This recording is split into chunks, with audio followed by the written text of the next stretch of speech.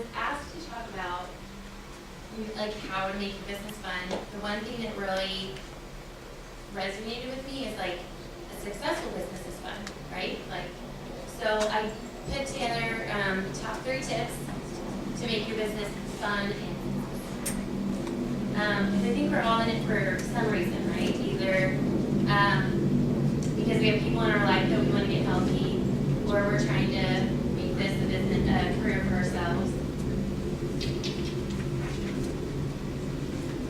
Great. Okay, so my top 3 things. Tip number 1 is to be fun. So, and that really is like ever since, like that was my mom's biggest tip to me is, you know, most people are about as happy as they make their minds up to be. So realize like it's our choice if this is fun and if we're happy doing this. And really, for me, it's what drives you. Like what is it emotionally for you that connects with this, what our offering is. Because for some people, they get into this, they're already healthy. So like that emotional thing isn't there. Like for a while when I told my story, the weight loss part is what got me like teary-eyed. And then now it's grown into the business, right? And helping other people have that financial health in their life too. And so just fair warning, like I'm kind of a Robin Sharma junkie right now, so you're gonna see lots of quotes from him. But I love this one. Life's just too short to play little. So what does that look like? That first tip in real life to be a fun person. What are you putting out there? Like, do you make this look fun? Like, do you make program look fun? Because the 5-in-1 can be fun, or it can be. But also, like, there are, you know, it can be hard. So, but what are you putting out there? As a client, as a coach, like, we have our days, right, where you're like, okay, you know what, I think I'm just going to go hang out with my kids today. And tomorrow's going to be a better day.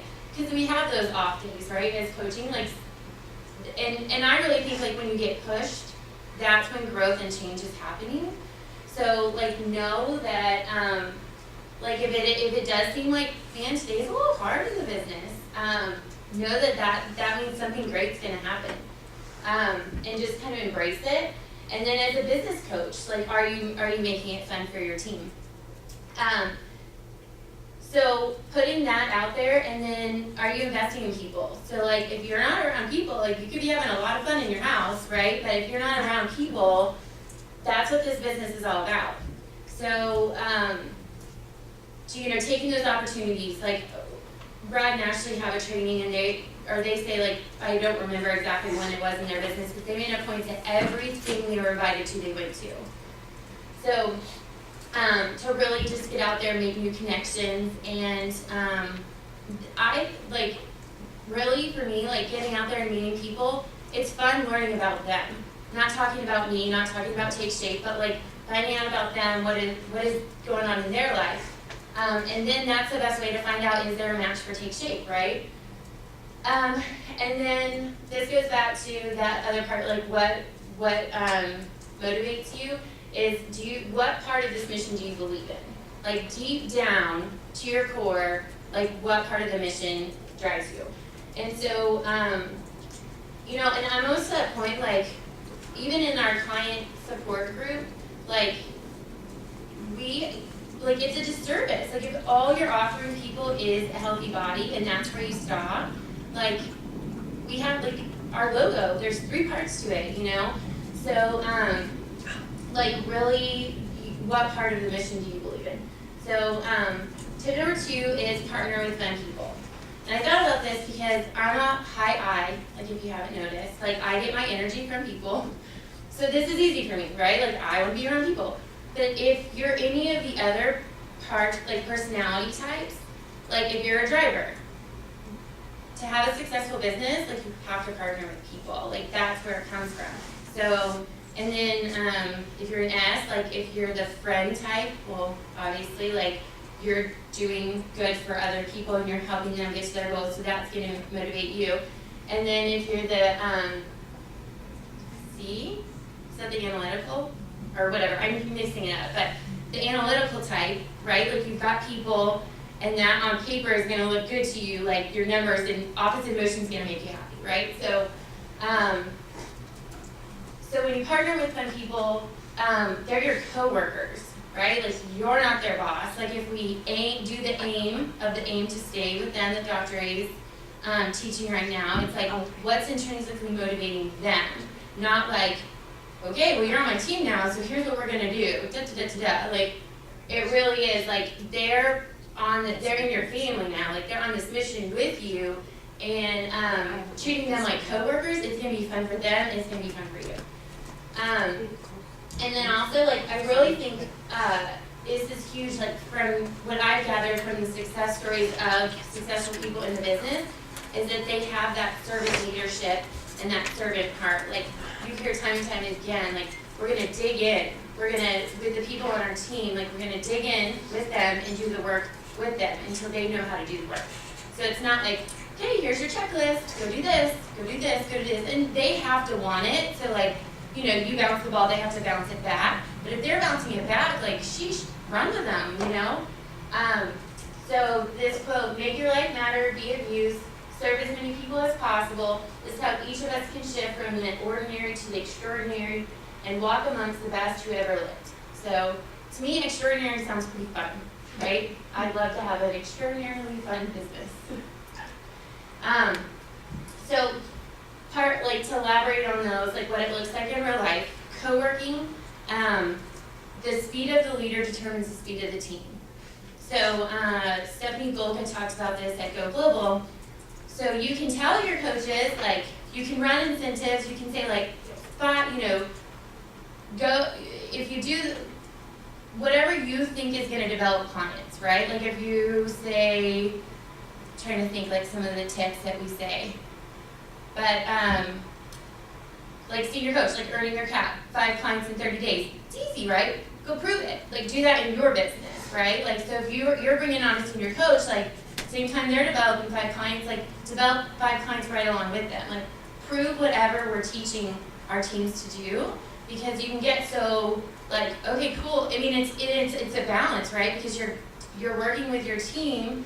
You're working with, or a client, if you have clients, like, who are on the 5-in-1, like, and you're in maintenance, you know, like, you can be on that journey with them, right? Like, do something hard that day because they're doing something hard to get into fat burning. Servant leadership, leaders follow leaders. So Brian tells a story about this, like, he had someone saying, like, no one on my team's registering for convention. He's like, well, have you registered? So, like, do you listen to the leadership call? Do you listen to Brian's A-team call? Like, because that's what your team's gonna do too, right? Or if with your clients, like, there's habits of health call, nurses call, like, that's just gonna, like, come out naturally when you're talking to them. You're like, oh, well, Nancy Pettit said on the habits of health call the other day, blah, blah, blah, and then they're like, oh, you listen to the habits of health call? What's that, right? And so they know that you're still like on your journey to health, and they're more likely to follow you and do what you do. I think I left that third point in there on both sides. So tip number 3, whatever you do, don't stop. Like this is huge for me right now because I just see so many people, like, I don't know if y'all seen that graphic where it's like the diamond miner, and it's 2 people and they're both mining, and one person stops and gives up and turns around, and you're like this close to the diamonds.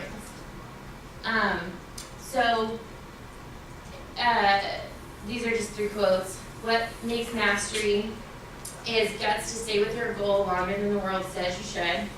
When you walk with purpose, you collide with destiny, and take the stones that people throw at you and use them to build monuments. So that, like those 2 things, like if you think about the Survivor, like tagline or whatever, outwit, outplay, and outlast.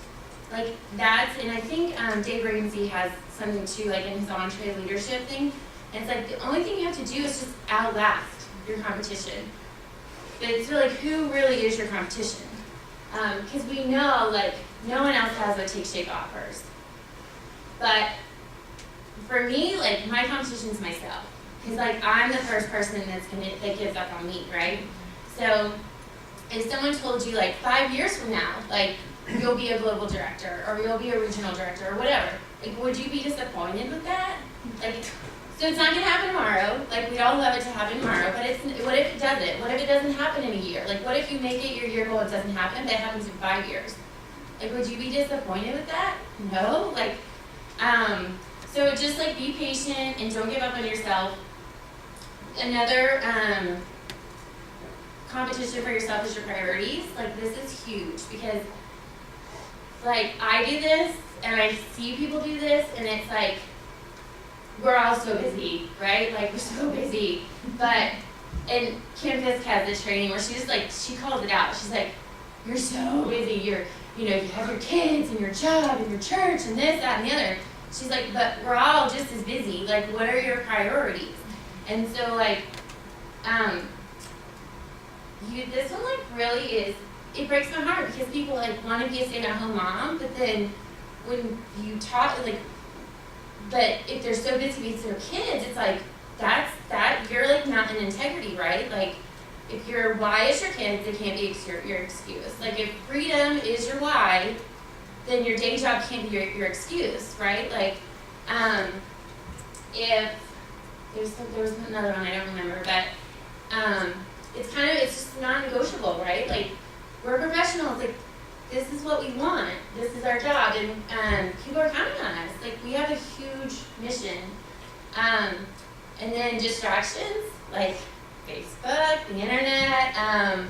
So really focus on high leverage activities. Like is what I'm doing either acquiring a client, acquiring a coach, moving a client forward, moving a coach forward. Like that's it, And there are certain things that help you do that, but like, is it a high leverage activity? And then really lastly, so this is all you, right? Like you have control over all of this. But then your last piece of the competition is people who tell you no because they just don't know. Like, who cares, right? Like I feel like a little league player trying to tell you guys like how to go pro because this is something I struggle with, but like I really kind of made it a game in my head. Like this week I had 4 people tell me no. Who's 5th? Because 5th is going to be yes, right? So you take, for every 5 people, you're usually going to get 1 yes. And your odds get better the longer you do it, but clients are coaches. So like this week last week I approached 4 people about doing the business. They all said it wasn't for them. So now I'm looking for the 5th one because that's going to be the yes, right? And then also I take comfort in like just loving them where they're at because they don't know. Like if they knew what I knew, they do it. So yeah, that one. And then bonus tip, like if you haven't heard it enough, go to events. Like we haven't missed one yet, and I'll tell you, like this was at Go Global in Dallas, so that was my first one, and I didn't know anybody. Like it was a little bit like I was shy, I felt kind of overwhelmed, and then Go Global in Austin this year, it was like 1 year later, and it was because we'd gone to everything since then. And like I knew my Boise folks, and then I knew like my Portland people who I'd gone to some Portland trainings with, and then like at Go Global in Dallas, like I met a couple people like Florida and New York, and then you see them again at the next year, and it's like you just got this like world of people who are doing the same thing you do, and it refreshes you and it energizes you to come back into your world where people don't know what you're doing, right? And so you just come back with this fresh energy. And I remember the Orlando event, I wasn't going to go so that was in September, and I just gotten back from convention in July in Nashville, and I told her, I'm like, money, time, whatever. And I was like, I just don't, we'll Go Global, I'll go to that. And he's like, no, and he's the money guy, right? Like he's the one that's, if anyone's going to say we can't afford it, it's going to be him. And so I thought he'd be on board. He's like, no, I think you need to go, because what he was seeing was me going to the event and coming back and getting things done, right? So I think that's it. That's the last slide, right? So Does anybody have any questions or thoughts or something that you're doing that's fun that I left out perhaps?